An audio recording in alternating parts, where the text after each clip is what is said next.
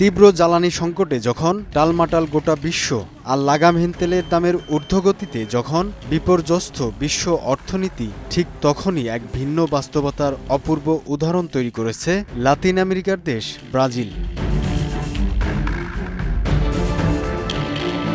সীমিত জীবাশ্ম জ্বালানির ওপর নির্ভর না করে দেশটি ভরসা রেখেছে তাদের বিশাল সবুজ কৃষি জমির ওপর।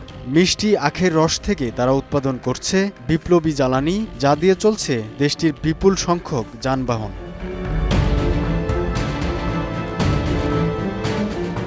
ব্রাজিলের ব্যস্ত রাজপথে ব্যক্তিগত গাড়ি, যাত্রীবাহী বাস, এমনকি দ্রুতগামী মোটরসাইকেল সবই চলছে আখের রস থেকে উৎপাদিত জাদুকরী জ্বালানি দিয়ে। কিন্তু এই বিস্ময়কর জ্বালানি তৈরির নেপথ্যে রয়েছে এক নিপুণ বৈজ্ঞানিক কারিশমা।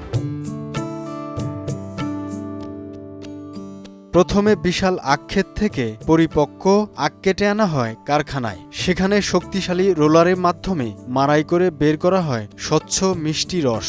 অবশিষ্টাংশ হিসেবে পাওয়া শুকনো আঁশ বা গাছ পুড়িয়েই মেটানো হয় কারখানার বিপুল বিদ্যুতের চাহিদা। নিষ্কাশিত রসকে নিখুঁতভাবে ফিল্টার করে তৈরি করা হয় এক ঘন চিনি দ্রবণ। এরপরই শুরু হয় সবচেয়ে রোমাঞ্চকর গাজন প্রক্রিয়া। জীবন্ত ইস্টের প্রভাবে রাসায়নিক বিক্রিয়ায় শর্করা রূপান্তরিত হয় উচ্চ দাহ্য তরল অ্যালকোহলে।